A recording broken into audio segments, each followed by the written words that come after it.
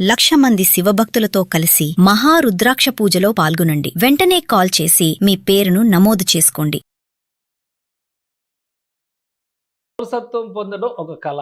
ఇప్పుడు గ్రీన్ కార్డుకి సంబంధించి కొత్త నిబంధనలు వస్తాయనే ప్రచారం, అలానే అన్ని సక్రమంగా జరిగితే జన్మతః వచ్చేటువంటి పౌరసత్వానికి సంబంధించిన కొత్త కండిషన్స్ని డొనాల్డ్ ట్రంప్ ప్రభుత్వం ఈ రోజు నుంచి అమలు చేయాల్సింది. కానీ అనివార్య కారణాలు, రకరకాల పరిస్థితుల నేపథ్యంలో ఇవన్నీ కూడా వాయిదా పడుతుంది. తాజాగా పౌరసత్వం విషయంలో వస్తున్నటువంటి కొత్త కొత్త చర్చలు, నిబంధనలు ఏంటి, అమెరికాలో ఉండాలనేటువంటి కళ ఇంకా ఉందా, ఆవిరైపోయిందా? ఈ అంశాన్ని విశ్లేషించే ప్రయత్నం చేద్దాం. మనతో పాటు అమెరికన్ లా రీసెర్చర్ సాయి శ్రీనివాస్ గారు ఉన్నారు. సాయి శ్రీనివాస్ గారు నమస్తే. నమస్తే సార్. సాయి శ్రీనివాస్ గారు, ఏంటి ఈ రోజు నుంచి యాక్చువల్గా అయితే ఈ జన్మతః వచ్చేటువంటి పౌరసత్వం విషయంలో ట్రంప్ ప్రభుత్వం ఆశించిన విధంగా అన్ని నిబంధనలు అమలై ఉండాల్సింది, బట్ ఆ పరిస్థితి లేదు. గ్రీన్ కార్డు గురించి కొత్త చర్చ జరుగుతుంది. ఏంటి తాజా పరిస్థితి? మామూలుగా అయితే సుప్రీంకోర్టు ఇచ్చిన తీర్పు ప్రకారం సో మామూలుగా ఈ రోజు నుండి ఈ బర్త్ రైట్ సిటిజన్షిప్ అనేది ఈ నాన్ ఇమిగ్రెంట్స్ కి ఇంప్లిమెంటేషన్ జరగాలి సార్. కానీ ఎక్కడే గానీ దాని దాఖలాలు ఎక్కడే గానీ లేవు. సో అది ఒక one of the positive news అని అయితే మనం అనుకోవచ్చు. కానీ ఇంకొక చిన్న షాకింగ్ న్యూస్ ఏంటంటే ఇది ఎలా ఇంప్లిమెంటేషన్ చేయాలి అనేది ఒక యుఎస్సిఎస్ వాళ్ళు 25th of July 2025 ఒక చిన్న ఆర్డర్ ఇవ్వడం జరిగింది, అంటే డిస్కషన్ లాంటిది. ఇప్పుడు నార్మల్ గా ఫారిన్ డిప్లొమాట్స్ కి ఇప్పుడు నార్మల్ గా ఇండియా నుండి వచ్చి ఇక్కడ ఇండియన్ ఎంబసీలో వర్క్ చేసే వాళ్ళందరికీ ఇక్కడ ఒకవేళ వాళ్ళ పిల్లలు పుడితే ఎలా వాళ్ళకు పౌరసత్వం రాదో అలాంటి పరిస్థితులే సేమ్ మనకు కూడా పెట్టాలని వాళ్ళు ఒక ఆలోచనలో ఉన్నారు. అంటే ఫర్ ఎగ్జాంపుల్ అమ్మకి ఒకవేళ H4 వీసా మీద ఉన్నానుకో, డిపెండెంట్ వీసా మీద ఉన్నానుకో, అదే వీసా పిల్లలకు వచ్చేస్తాడని. సో అలాంటి ఒక చిన్న డిస్కషన్ జరుగుతుంది. బట్ ఎక్కడే కానీ ఇంప్లిమెంటేషన్ జరగడం లేదు. కాబట్టి యాజ్ ఆఫ్ నో మనకు ఒక భారతీయులకు మాత్రం, అంటే ప్రపంచ దేశాలకు మాత్రం ఒక మంచి పాజిటివ్ న్యూస్ సార్. రైట్. దీనికి సంబంధించి ఏంటంటే ఇప్పుడు గ్రీన్ కార్డు కొత్త నిబంధనలు వస్తాయి. గ్రీన్ కార్డు 7 ఏళ్ళు ఉంటే కనుక అమెరికాలో గ్రీన్ కార్డుకి అర్హులు. ఇప్పుడేమో వెయిటింగ్ లిస్ట్ అంటున్నారు. మళ్ళీ కొత్తగా ఇది ఒక చర్చ నడుస్తుంది. ఒక సెనేటర్ దీన్ని పార్లమెంట్లో ప్రవేశపెట్టారు అనేటువంటి డిస్కషన్ నడుస్తుంది. ఏంటి దీని వెనక ఉన్నటువంటి రీజన్స్? యూజువల్ గా అలెక్స్ పాడిలో అని యుఎస్ సెనేటర్ సార్, తను ఈ HR 1511 అనేది renewing immigration provisions of immigration act 1929 అనేది ఒక చిన్న యాక్ట్ తీసుకొని రావడం జరిగింది. అంటే దీన్ని అవుట్డేటెడ్ 1929లో ఉన్న చట్టాన్ని మనం ఈ రోజు కూడా పాటిస్తున్నాము. దీనివల్ల ఎంతో మంది సో ముఖ్యంగా ప్రపంచ దేశాలు వచ్చిన వాళ్ళందరూ ఈ గ్రీన్ కార్డ్ రాకోకుండా ఆగిపోతున్నారు. వాళ్ళందరినీ కొంచెం సడలించాలి, వాళ్ళందరికీ గ్రీన్ కార్డ్ వచ్చేలా చేయాలి అనేది ఈ ఒక చట్టాన్ని తీసుకొని రావడం జరుగుతుంది సార్. అంటే దీంట్లో ఏం లేదు సార్, ఒక 5-6 కండిషన్స్ పెట్టడం జరిగింది.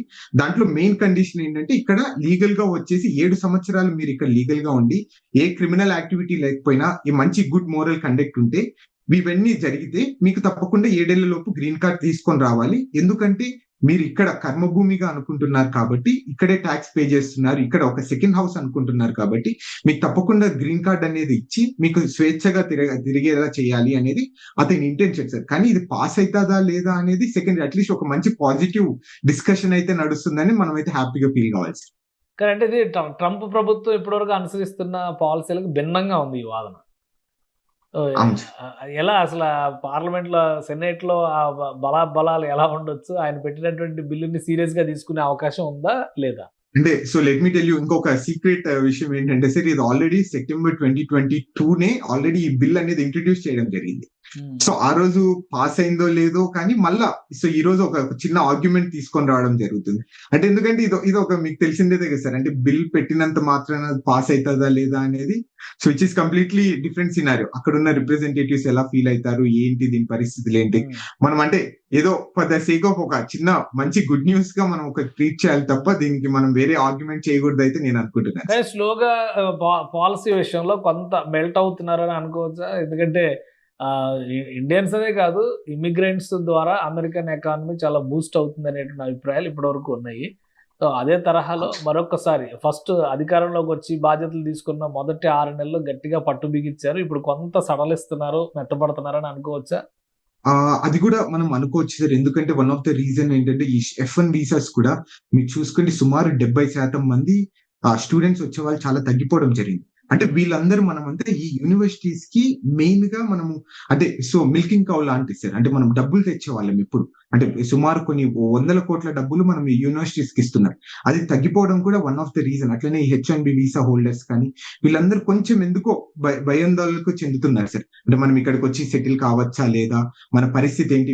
మనం ఇందాక అనుకుంటున్నాం సుమారు గ్రీన్ కార్డ్ రావాలంటే కొన్ని సంవత్సరాలు పడుతుంది, 10 సంఖ్యల సంవత్సరాలు పడుతుంది అని. అట్లనే సుమారు 13 లక్షల మంది ఇంకా గ్రీన్ కార్డ్ ప్రాసెస్ ఉన్నారు. అంటే సబ్జెక్ట్ టు ద కరెక్షన్ 10 లక్షల మంది, కోటి మందో 1,30,00,000 మందో అంతమంది గ్రీన్ కార్డ్ ప్రాసెస్ లో ఉన్నారు.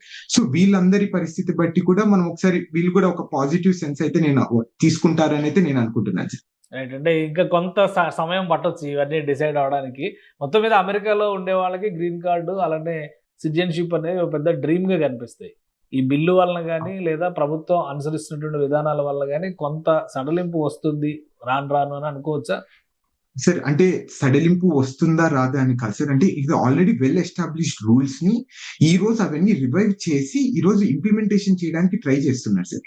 అంటే ఎక్కడే కానీ ఇప్పుడు మామూలుగా ఎప్పుడు నుండో ఉంది సార్. ఇక్కడ నార్మల్ గా మనం చాలాసార్లు డిస్కస్ చేసి పార్ట్ టైం ఇల్లీగల్ గా చేస్తే తప్పకుండా మీ సిరీస్ అనేది టర్మినేట్ అవుతుంది, వీసా రివోక్ చేసే అవకాశం.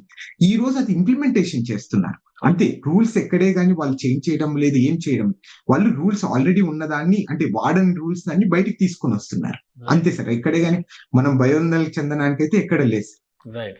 థ్యాంక్ యూ సాయి శ్రీనివాస్ గారు విశ్లేషణ అందించినందుకు. ఇది అమెరికాలో ఉంటున్నటువంటి ప్రవాసులకి ఒక ఆశ కల్పించేటువంటి అంశం ఇది. కొంతవరకు గ్రీన్ కార్డు 7 సంవత్సరాల పాటు ఆ దేశంలో నివసించిన వాళ్ళకి ఎలాంటి క్రిమినల్ హిస్టరీ లేకపోతే గ్రీన్ కార్డు ఇవ్వచ్చు అనేటువంటి చర్చ మరొకసారి మొదలైంది. అలానే సిటిజన్షిప్, బర్త్ రైట్ సిటిజన్షిప్ విషయంలో కూడా కొన్ని క్లారిఫికేషన్స్, కొన్ని వెసులుబాట్లు వచ్చినటువంటి సంకేతాలు అయితే స్పష్టంగా కనిపిస్తున్నాయి. సో రాబోయే రోజుల్లో అమెరికా డ్రీమ్ అనేది మరొకసారి ఫ్లరిష్ అవుతుందా అని అనిపిస్తుంది. దీన్ని బట్టి చూస్తే అది సాయి శ్రీనివాస్ గారు చేసినటువంటి విశ్లేషణ బట్టి మనం అర్థం చేసుకోవచ్చు. ఇది స్పెషల్ డిస్కషన్. Keep watching.